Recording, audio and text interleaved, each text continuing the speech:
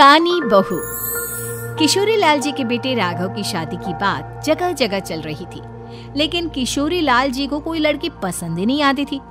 और उसकी एक ही वजह थी, किशोरी लाल जी का लालची होना। उनको लड़की वालों से मोटा दहेज चाहिए था और इसी चक्कर में एक दिन वो एक बहुत पैसे वाले के घर अपने बेटे का रिश्ता लेकर पहुंचे। उस आदमी का नाम था ओम प्रकाश। देखिए किशोरी लाल जी, मेरी एक ही बेटी है और मेरी सारी संपत्ति जायदाद सब कुछ मेरी बेटी नैना का ही है। पापा, नाम से लगता है बहुत खूबसूरत होगी। कितना अच्छा नाम है ना, नैना। ओ, वैसे बात तो सही है आपकी। अब इतना पैसा है, जमीन जायदाद है, इकलौती बेटी, आप भी क्या करेंगे? सब कुछ उसे ही देंगे ना। बिल्कुल ठीक पहचाना आपने। बस बेटी की शादी और सारी जायदाद उसके नाम। पापा, बिना देखे हाँ कर दीजिए ना। इतना अच्छा रिश्ता फिर कहाँ मिलेगा? माला माल हो जाएंगे हम। मैं अपनी बेटी को बुलाता हूँ। अरे नहीं नहीं नहीं नहीं, आपकी बेटी का नाम नैना है, सुनकर ही लगता है बहुत सुंदर होगी। रहने दीजिए अंकल, मैं तो आपकी बेटी के नाम से ही इतना खुश हो गया हूँ कि उसे बिना देखे शादी करने को तैयार हूँ। अब तो मैं उसका चेहरा सीधे शादी के बाद ही देखूंगा। और इस तरह राघव नैना का चेहरा नहीं देखता और उससे शादी कर लेता है। शादी के बाद अपनी सुहाग रात पर जब राघव नैना का घूंघट उठाकर देखता है तो नैना की आंखें बंद थी। कितने खूबसूरत हो तुम नैना, जरा अपनी आंखें खोलकर मेरी तरफ देखो तो सही। नहीं, मुझे शर्म आती है। अरे, मैंने तुम्हें शादी से पहले भी नहीं देखा और अब अगर तुम आंखें खोलकर मुझे देखोगी भी नहीं तो मुझे अच्छा कैसे लगेगा? इससे पहले कि नैना अपनी आंखें खोलकर राघव की तरफ देखती, अचानक से लाइट चली गई और राघव नैना को पूरी तरह से देख भी नहीं पाया। अगली सुबह नैना राघव के लिए नाश्ता बनाकर लेकर आई। अरे ये क्या, आधा पराठा सेका हुआ है और आधा बिल्कुल कच्चा। ये तुमने क्या किया नैना?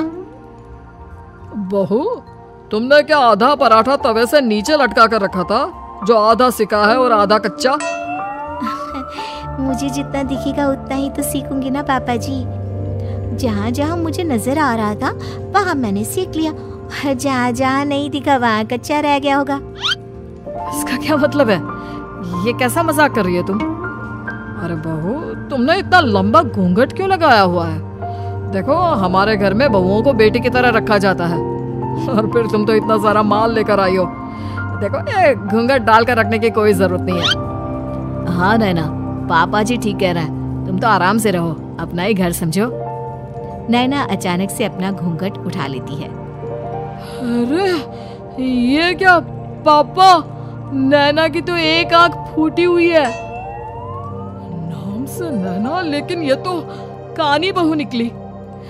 मेरे साथ धोखा हुआ है, धोखा। बिना दिखाए अपनी कानी लड़की मेरे संग ब्याह दी। मुझे कानी भी नहीं चाहिए। मुझे अभी ओम प्रकाश जी से बात करनी पड़ेगी। आखिर उन्होंने मेरे साथ ऐसा किया क्यों? अरे, आप लोगों ने ही तो पापा से कहा था कि आप लोग शादी से पहले मुझे देखना नहीं चाहते। अब मेरे पापा पर क्यों इल्जाम लगा रहे हैं? अरे लेकिन उन्हें बताना तो चाहिए था ना कि तुम कानी हो, एक आंख से तुम्हें दिखाई नहीं देता। किशोरी लाल और राघव नाराज होकर ओम प्रकाश को अपने घर बुलाते हैं। पापा जी, ये आपने क्या किया? शादी से पहले बताया क्यों नहीं कि नैना की आंखों में परेशानी है? अरे, आप ही ने तो लड़की देखने से मना कर दिया था। और लेकिन आप बता तो सकते थे। आपको तो हमारी बेटी की प्रॉपर्टी चाहिए थी, वो भी पूरी की पूरी। अब क्या हुआ अगर उसे आधा दिखाई देता है? प्रॉपर्टी तो आपको पूरी मिल गई ना। और ये क्या बात हुई? मेरी शादी प्रॉपर्टी से नहीं, आपकी बेटी से हुई है। अब ये तो पहले सोचना चाहिए था, तब तो मेरी प्रॉपर्टी देखकर तुम्हारी जुबान लप लपा रही थी। लेकिन मैं कानी लड़की को अपनी बीवी बनाकर नहीं रख सकता। पापा, कुछ करिए ना आप। हाँ, करता हूँ।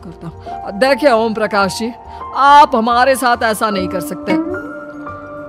और तुम देखो, अगर तुमने मेरी बेटी से शादी तोड़ी ना तो जो भी प्रॉपर्टी मैंने तुम्हें दी है वो तो पूरी की पूरी वापस ले ही लूंगा और आधी प्रॉपर्टी तुम्हारी भी लूंगा।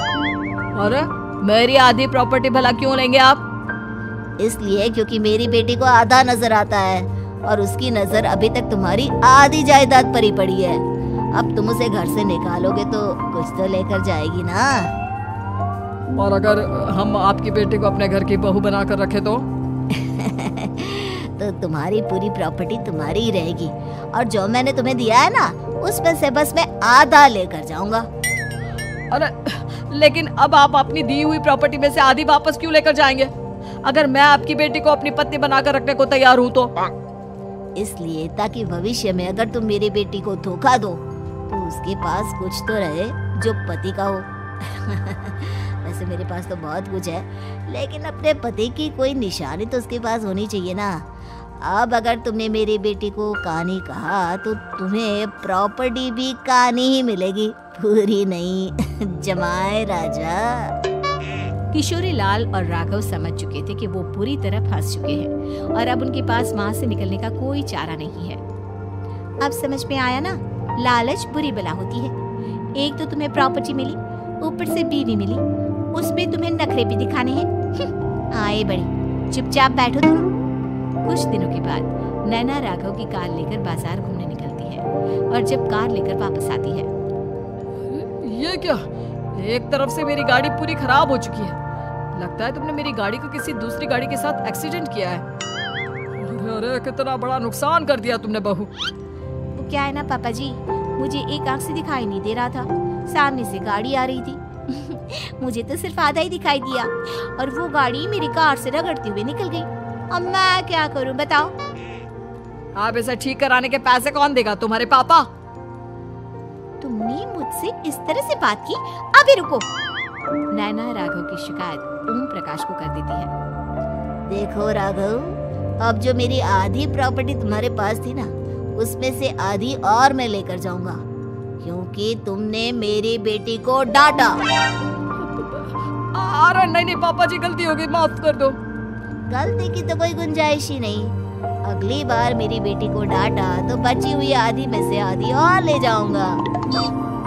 लालच के चक्कर में हम दोनों ने बहुत बड़ी गलती कर दी बेटा। एक तो तुम्हें कानी बहू मिली और ऊपर से जो माल मिला वो भी काना। इस तरह राघव की हर एक गलती पर ओम प्रकाश उसकी प्रॉपर्टी का आधा आधा हिस्सा लेकर अपना सारा माल वापस ले गया और राघव को कानी बीवी से काम चलाना पड़ा। भाई लालच वाकई में बुरी बला है।